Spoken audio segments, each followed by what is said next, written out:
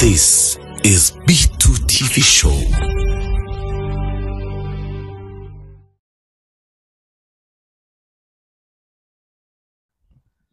Johnny Akakayaga. Yeah.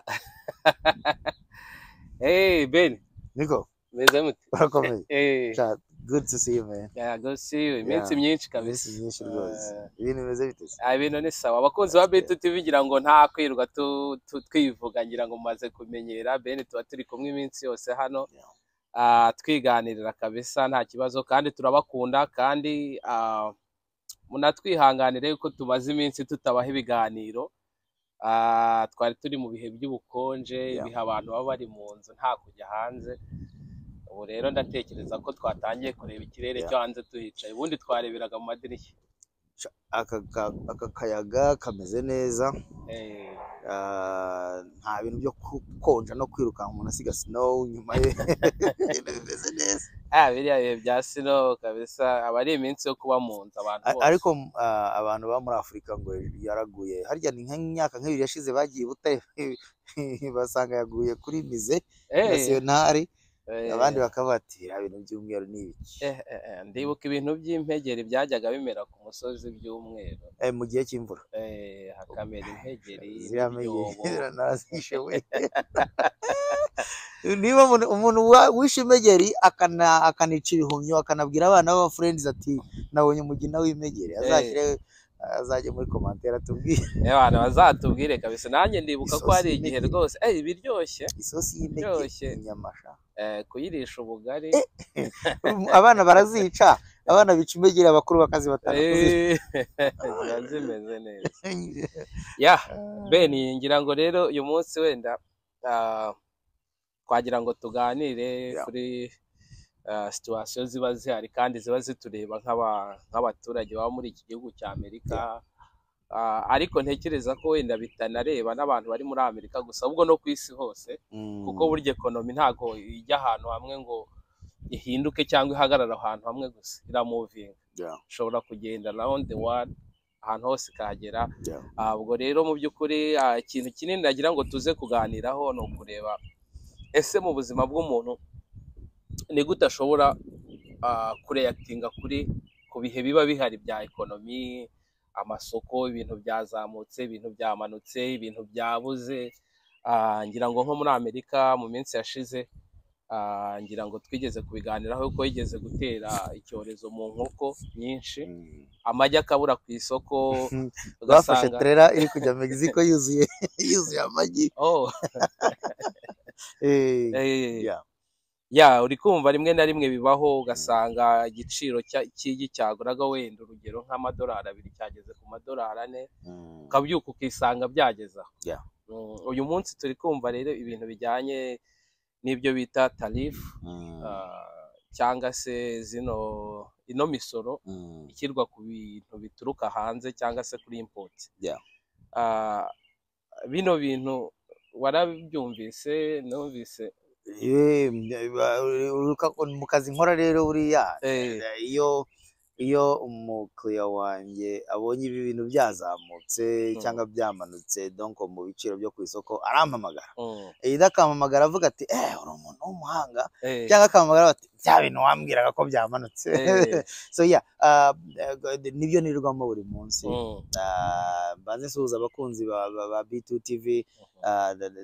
Donc buri gihe tuzajya duhora tugaruka tubaganirize tunabagezaho mu by'ukuri ibyo tubona bishobora kugirira abantu akamaro. Warumbaje rero uti ibintu bya tarifu, ibintu by'ibiciro ku isoko bizamuka bimanuka, ibi bintu biragenda bite abantu bibazengurukira? Ku muntu utumva tarifu ubundi ni iki? Kuko hari ukuntu bavuga ngo tarifu cyangwa retaliations, ibintu nk'ibyo. Tarifu ubundi ni iki? Tarifu ni tarifu. Tarifu ni tarifu. Ni nka punishon yuko no kuzamura umusoro ku biciro, no kuzamura umusoro ku bicuruzwa utumiza cyangwa wohereza mu mahanga. Ubwo rero tarifu ishobora kuba mu mpande zombi bitewe n'aho n'ibicuruzwa biri kwerekeza n'aho amafaranga agenda ajya. So ntago ndi umu specialiste muri ekonomi ariko nize economy nize microeconomy na macroeconomy, so mfiteho notion. Ariko iyo bijemo ubundi Amerika nta nubwo ndi umupoliticiye, ariko ibintu byose turi kubona by'amatarifu araho bihuriye na politiki, right? So uribuka ko ubuyobozi dufite uyu munsi nubwo abarepublike bwaje bukurikira abademokrate. Niba wibuka neza ahantu twahuriye muri restaurant uvuye gutora nde, ntabwo natunguwe no kubona ibintu by'ibiciro, ahubwo ndetse haracyari igihe kugira ngo bibe stable. Impamvu uri kubona hariho tarifu nuko ubutegetsi buri uyu munsi bwagiyeho bwagombaga gufixa ikibazo cy'amafaranga yakomezaga atumbagira.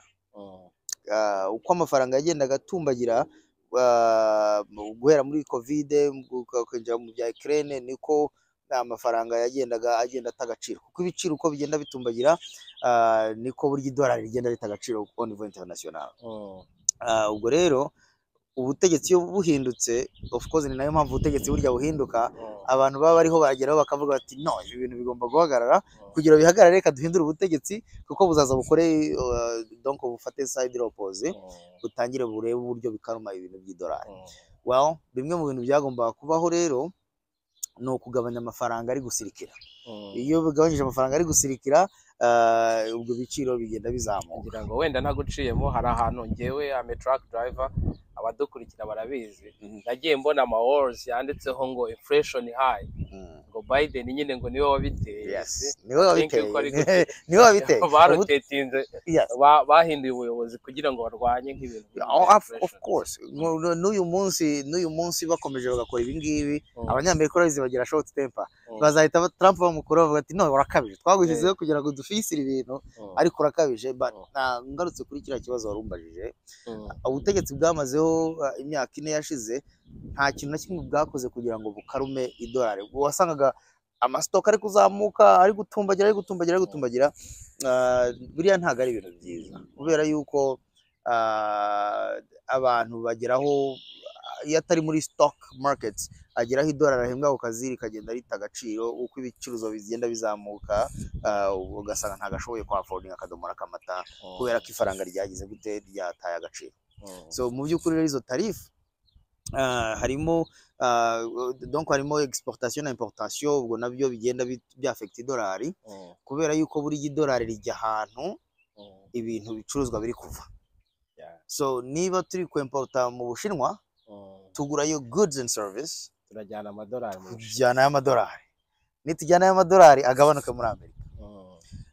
Hano noneho haba ibintu byinshi, or ibi service goods and services zisohoke muri Amerika zigende, amadolari agaruka, kuko ntago wazana amanyarwanda kugura iPhone. So noneho hakazaho n'ibitutu bya politike. So hari umugabo twarimo tuganira ambwira ati hari Walmart, ngo yabonye Walmart 3 muri Lubumbashi.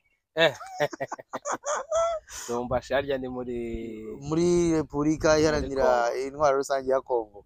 So bigaruka kuri ku kintu ugeze kuvuga uti ntago economy iba hano gusa, iba n'ahandi. Yes, donc isi yose uko igenda izenguruka niko imitaha igenda ijya mu bihugu bitandukanye by'isi. Iyo hano muri Amerika dusinziriye, muri Kongo bari gucuruza muri Walmart ni imwe, iba hano muri Amerika Dallas niyo umubona waba Dallas. Niba ufite Walmart muri Kongo ukagira KFC i Kigali, haba KFC. So mu gihe bariyo bakora hano tuba dusinziriye. So iyo rero umuntu afite gusa income imwe, ariko ibiciro by'ibyo bikaba bisereka ku isi yose, kugira ngo ubashe gukaruma agaciro k'idolari ugomba kureba isi yose globally, kugira ngo ubashe kongera idolari rigaruke rituze. So naho ngaho rero ngira ngo biri vague, ariko ubundi donc ni sujet iri broad, ariko iya affecta umuntu wo hasi nkawe nanjye, bitewe n'ahantu umuntu aherereye. Waba uri muri Kongo, muri Lubumbashi, waba uri muri Amerika, waba uri i Kigali, economy yo muri Amerika irakugeraho byanze bikunze. Ngira ngo nibyo abadukurikira barabyumva. Ariko se tugiye noneho ku muntu nkanjye, umukozi ukora mu ruganda, wikorera akazi truck driver ame truck driver ukorera amafaranga adahinduka kuko usanga amafaranga nakoreraga mu myaka 3 iciyeho niyo nkikorera uyu munsi kandi no kuvuga ngo ngereranyije na expense ntago zagabanutse ahubwo ziriyongera n'ibiciro kwa kundi twavugaga bigahinduka ku isoko. How ni gute bino bintu bigiye ku affecta noneho wa muntu wibereye hariya? Ni gute nge nkwiye kwitwara kuri iryo soko rihindagurika hakomeza kumaintaininga ubuzima bwanjye? Hari ikintu ntekereza abantu bajya abantu tujya nanjye ndimo I think tujya twibagirwa ni ikintu cyitwa budgetisation muri finance. Ikintu cyose burya company yose kugira amenye yuko itera imbere ikora budget annuel, noneho ikagenda ikagabanyamo amezi 6, ikagabanyamo igihembwe, ikagabanyamo ukwezi, ikagabanyamo icyumweru. Buri munsi noneho umuntu akajya bari kuri budget mu mwaka akajya akora bilan akareba niba yarungutse cyangwa yarahombye. Niyo urebye icyo kibazo mbajije, tugomba gusubira kuri fundamentals. Hari industry donc economy itatwitayeho, itanitaye gukorera umushahara umwe, ariko wowe ku giti cyawe ukagomba gusubira inyuma ukavuga uti well naryaga umuceri none wazamutse, naryaga steak y'itanu none steak ibaye 200. Bigomba kugenda biti. So birasaba ko usubira kuri budget ukareba amafaranga winjiza. Uyu munsi iyo ujyanye amadolari 100 ku isoko uzana ubusa mu ishashi rwose nta kintu cyakiri. So birasaba rero kongera ku revisinga income yawe, amafaranga winjiza, kubera ko nta gukontorora, ntushobora gukontorora inflation ntushobora kuyikontorora. Inflation by definition urabizi ni izamuka ry'ibiciro ariko tuzina income bidahinduka cyangwa binabura cyangwa bikabura, akazi kakabura, noneho n'abagafite ntibazamurirwe umushahara kugira ngo ubashe guhangana n'ibiciro ku isoko. So rero icyo gihe ugomba gusubira imuhira ugasubira ku gipapuro n'ikaramu ukavuga well zahinduye imirishyo, ibiciro byarazamutse, reka mbanze ndebe malheureusement y'ibiciro bizamutse ku isoko, icyo kurya, amashanyarazi nayo arazamuka, assurance nazo zirazamuka, kuko ba nyirabwite bahindura ibiciro nabo bagomba kuzamukana nabyo, ariko umuntu w'imbere umuhira, umugabo, umugore n'abana baribagirwa ko bagomba nabo guhindura budget zabo. Uko company zihindura budget ni nako company y'imuhira nayo mu rugo iwawe igomba guhindura budget, kugera ubwo noneho umuntu abonye akoze indi sacrifice. Yaba ari umugabo nyine wakohereza umugore mu kazi bagashaka indi income niba ashaka kumaintaininga lifestyle, cyangwa se akongera agafata second job agakora Uber, cyangwa agashaka something else to do, agakora YouTube channel nk'iyi yawe, agakora freelancing, agakora wenda constructions, akagenda agakora ibintu azi, akongera extra money ku mafaranga yazanaga, kuko umukoresha wawe ntago yitaye ukubayeho, icyo ashaka we no kuminimiza expenses, kuko nawe inflation imukoraho, sibyo? So icyo wambazaga subira kuri budget, noneho urebe niba ifitting expenses zawe, kuko amashanyarazi buriya kilowatt ntago ari utwe tuyagena, uyatanga ni uzakashyiramo umubare w'urya uko ashaka kumwishyura, nayo arazamuka, nta control bifiteho. Amazi arazamuka, ibiryo twabivuze, inzu zirazamuka, intero wabonye ko nyuma ya covid zavuye kuri 0 zikajya kuri 7, n'ibindi. So ntago ndi bujye mu bya APR cyane, ariko ziracyari hejuru. So ibyo byose hari decision uri gukora, nta decision nimwe uri gukora. So ikintu cyonyine ushobora gukoraho decision ni amafaranga ushobora gusavinga kuri wakoreye, kuko ntushobora gutegeka umukoresha wawe kuguhemba menshi, nawe ntiwamutegeka ngo abikore. So birasaba rero yuko ayo wakoreye uyageza mu rugo ukareba ukatera imirwi, noneho ukareba uburyo afitinga muri ibyo byose twavuze. Icyo kintu iyo kidashobotse ko ayo mafaranga akwirwa muri dépense, ubwo urasohoka nyine ujye gushaka yandi, wasinzira amasaha, gushaka ahandi amafaranga agomba kwinjirira kugira ngo uhaze expenses zawe, haze more income, extra income.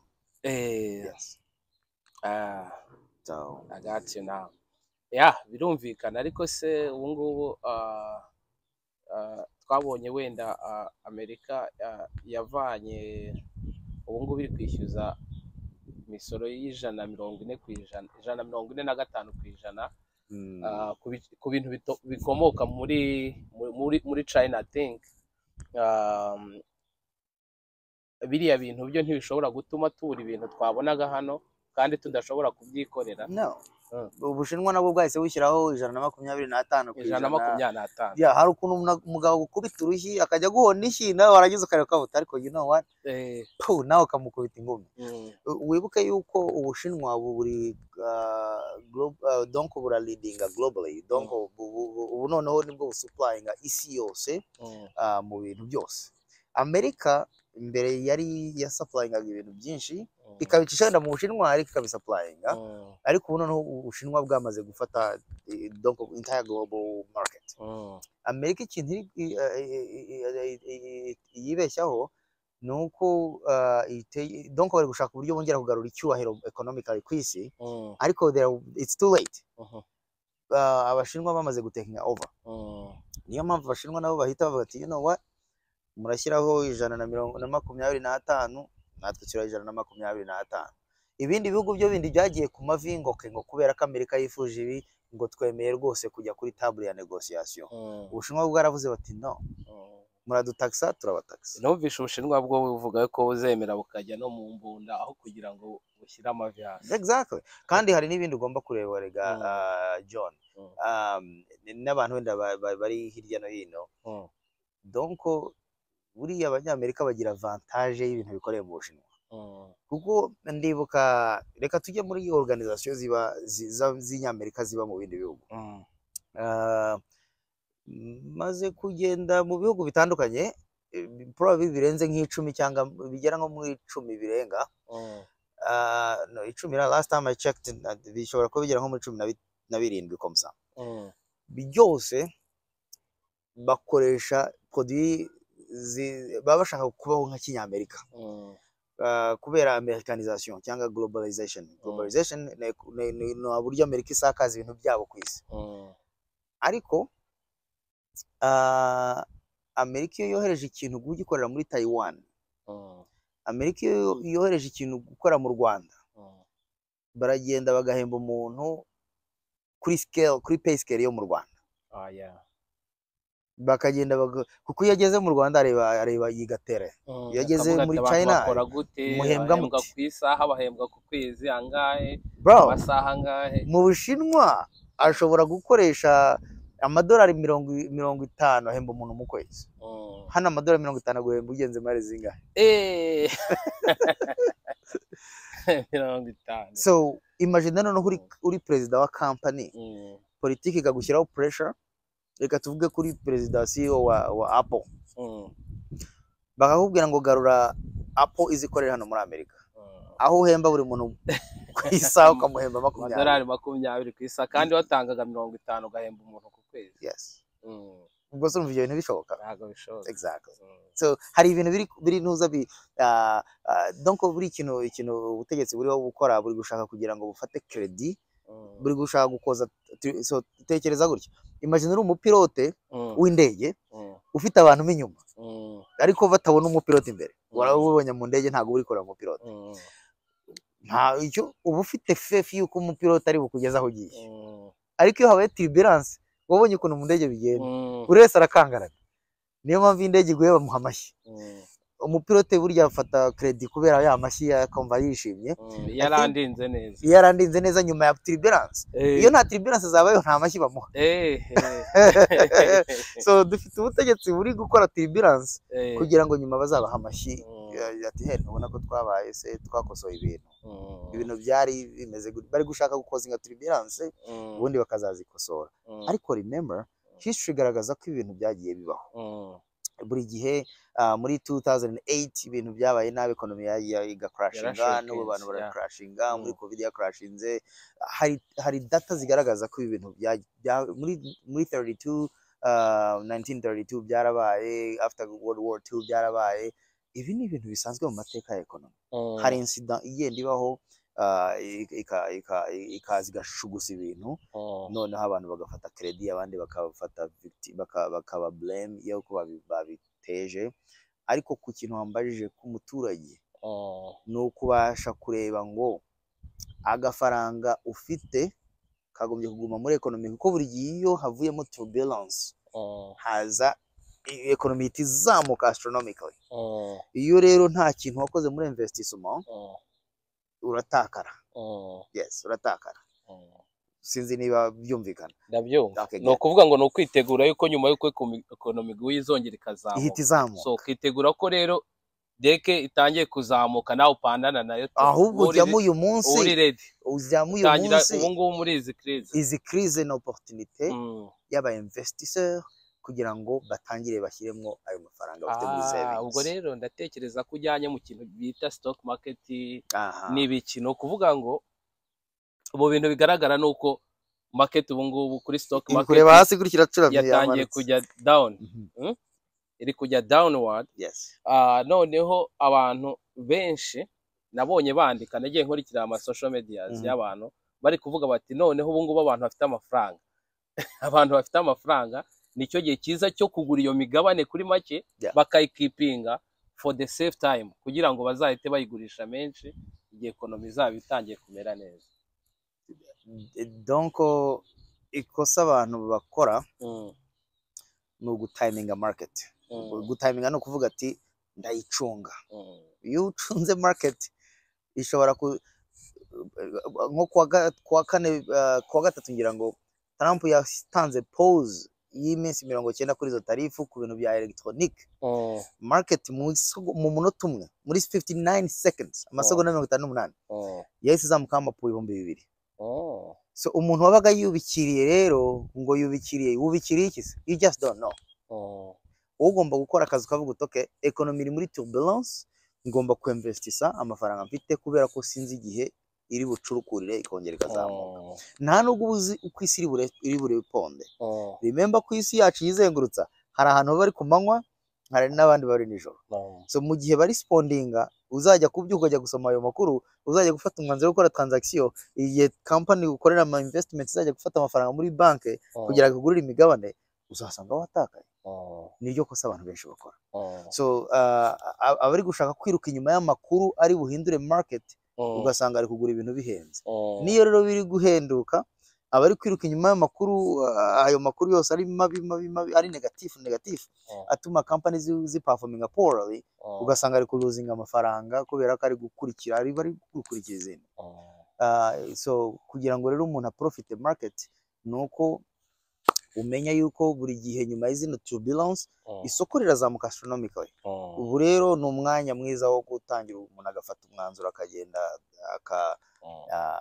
aka investisa.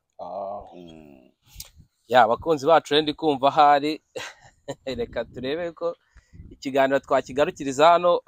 Mukomeze mukore subscribe, share na comment. Kereka Beni niba hari akandi wenda wakongeramo dusoza hanyuma ubundi. Hari abantu babonye babona ikiganiro cyanyu bakampamagara. Ndagira ngo mbashimire, ntago ndi bavuga amazina kuri channel yawe ariko bariyizi kubera yuko tubakorera plans zibafasha financially. Nagira nanibutse n'abantu bari bubona ikiganiro cyawe bari hano kuri umugabane wa Amerika yuko ndi licensed mu my investment gukora my investment kandi tukaba dukorera abantu my investment tunabaha inama. So jewe investment zanjye zica muri education. Hari gihe mura n'umuntu akaba ngo I trust you ngo bikore yewe wigendere. Ariko mbashaka umuntu yumva fundamentals ubyibanze. So rero umuvandimwe kare yambaje ati se umugabane muri company zanyu ati nangahe. Ndambwira amahirwe ufite nuko investingana natwe. Namwerekaga urugero rugaragaza ko company zimwe zica minimum y'amadolari 1,000 mbere yuko utangira kugura imigabane muri company zabo. Ariko muri company yacu ni make cyane rwose, make cyane ari no musi. Akaba ari nka security deposit. No, ni nko kuvuga ngo companies zacu igirana partnership n'andi ma investment companies. Dufite nk'ama funds agera nko mu 1,800. So icyo gihe rero dushobora affordinga buri muntu bitewe n'imyaka ye. Yaba ari 20 apfa kuba afite source of income. Yaba ifungura accounts z'abana, yaba afungura accounts ze ku giti cye, yaba ari retirement, yaba ari 401k, yaba ari non retirement, yaba ari umuntu wifite afite amafaranga menshi agakenera kuba buriya stock market buriya stock market iba very aggressive. Ni nk'igishene kizamura elevator, irazamuka ikamanuka iyo company ikora neza elevator, think of that as uko company ikora neza elevator igenda izamuka, uko company ikora nabi igenda imanuka. Elevator iramutse igeze muri basement uri kuri floor ya mbere wabura elevator, ariko noneho byagure ufate nk'ama company nk'ijana akorera hamwe kugira ngo chances zo kugera izo company zose zimanukire rimwe n'impanuka izindi zibe zizamutse, izindi zirakomeza zizabashe gusustaininga ya indi sustaining ya elevator ikomeze izamuka imanuka. Okay, so noneho ikindi abantu bafite noneho more money, a lot of more money, dufata izo assets izo company zose tukazishyira nko mu kintu kimeze nka envelope, noneho ntizinamuke, right? So zigakomeza zikamererwa neza. So nizo service tugenda dukora nama mortgage. So abantu bakenera mortgage, hari abantu bajya bambaza ngo ko nkeneye mortgage wanshakira inzu, ntago nge nshaka inzu z'abantu. Tubafasha kubona mortgage, tubafasha qualifying for mortgage, right? So no kuvuga ngo ngewe nshobora kubona inzu nkaza nkavuga nti ni mundebere kuri capacity yanjye y'ibyo ninjiza n'ubushobozi mfite, niba nshobora guqualifyinga kuri price y'iyo nzu. Yes, tukwandika ubujyanama bw'ibintu byose ukeneye kuba wujuje, ukagenda ukabishaka, wamara kubibona ukagaruka, noneho tukakurebera niba noneho bifitinga, noneho ukagenda tukaguha n'inguzanyo, n'iyo nguzanyo bakayiguhereza, ubundi ukagenda ukajya kuba muri dream house. Nanjye banza ngomba kuza ukandebera, niyo nabona inzu y'icyumba kimwe yo gushyiramo umusaya gusa byaba bihagije. Yes, so no kuvuga ngo mukora ibyo ndabizi bya financial advisors, na ibyo bya investment na mortgage ntago nari mbizi, ariko ni sawa abantu badukurikira mukenera amazu, ushobora no kuba warafashe inzu ariko utandastandinga uko uri kuyishyura na terms and conditions ziri applied kuri iyo nzu. Ni byiza ko wakegera Beni mukaganiraho for free. Really? For free. Ntago charging hari umuntu wambaje ngo ubuse ko ibintu mbye ari byiza ngo nta cyayi nakugurira, ndabwira oya. Ariko nanjye hari ibyo Beni yamfashije kandi biri kugenda neza. Naragucharginze hari. Ntago wigeze unyishyuza. There you go. Ntago wanyishyuje, ni byiza. Success yawe ni success yanjye. So bizaba byiza kuko nitwicara ngaha mu myaka iri imbere tukongera tukareflectinga kuri urwo rugendo umuntu aba yatangiye. So abakenera rero Beni dushobora kuvuga nimero yawe, ni ngombwa gira nimero y'akazi? Yes, nimero yawe isanzwe. Yes, 937 559 7800. Mufite office hano muri Johannesburg, tugira office tukagira indi Cincinnati. At least izo ngizo nizo zanjye, ariko office zacu ziba muri Amerika, muri Canada, muri Islands zose twareshanu za Amerika, hose donc hose. Hari umumama wamamagari muri Canada the other day, muhereza kuri muri office zacu muri Calgary, baragenda they took care of her. Oh wow. So yeah, it's good. Abakunzi ba B2 TV turabashimiye, Imana ibahe umugisha, mukomeze mukurikire. Politike na economy ni ibintu tutagomba gusigana nabyo, tugomba kujyana nabyo. Yego ntubigemo cyane, ariko ukagiraho some skills, ukagiraho amakuru, ukamenya aho ibintu biba bigana. Imana rero ibahe umugisha, tuzongera mu kiganiro cy'ubutaha. Beni, thank you so much. I'm so proud of you. Proud of you too. Thank you. Thank you.